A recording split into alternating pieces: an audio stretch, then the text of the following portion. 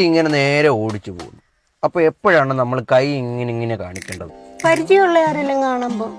അല്ലെങ്കിൽ അവളമാര് പറയും ഞാൻ വണ്ടിയൊക്കെ മേടിച്ചെങ്കിൽ എനിക്ക് വലിയ ഓവറാണെന്ന്. അത് മതി. പിന്നെ നമ്മളിങ്ങനെ വണ്ടി ഓടിച്ചു പോകുമ്പോൾ റോഡിന്റെ ഒത്ത നടുക്ക് രണ്ട് വണ്ടി ഇടിച്ചു കിടക്കുന്നു.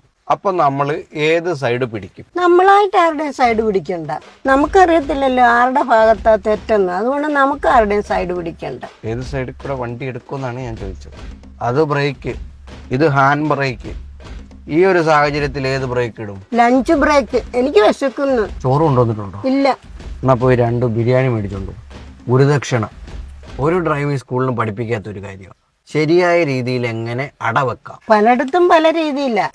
അതെങ്കിലും അറിയാലോ. ഞങ്ങളുടെ അവിടൊക്കെ ഉണ്ടശർക്കരയും തേങ്ങായും കൂടെ ഞെവടി വാഴയിലക്കകത്ത് വെച്ച് അടവ്. ഞാൻ വണ്ടിയുടെ അടി വെക്കുന്ന കാര്യം പറഞ്ഞത്. പിന്നെ ഞാൻ കൂടെ തിന്നാൻ തരുന്നില്ല. പിന്നെ ആ വണ്ടിയുടെ അടി വെക്കുന്നത്. ദൈവമേ, റോഡിൽ കൂടെ പോകുന്നവരെ കാത്തോണേ. ഒരു വണ്ടിയുടെ പുറകിലോ മുന്നിലോ എല്ലെന്ന ബോർഡ് കണ്ടാൽ എന്ത് മനസ്സിലാക്കാം? അത് തേവള്ളിപ്പറമ്പിൽ ജോസഫ് അലക്സിന്റെ വണ്ടിയാണെന്ന് മനസ്സിലാക്കാം. അയാൾക്കൊരു എല്ല് കൂടുതല്. ഇങ്ങനെ പോയാൽ എല്ല് കുറയും. ഇതെല്ലാം പഠിച്ചു കഴിഞ്ഞ് അവസാനം നമ്മൾ ഡോക്ടറെ കണ്ണ് കാണിച്ച് സർട്ടിഫിക്കറ്റ് മേടിക്കണം.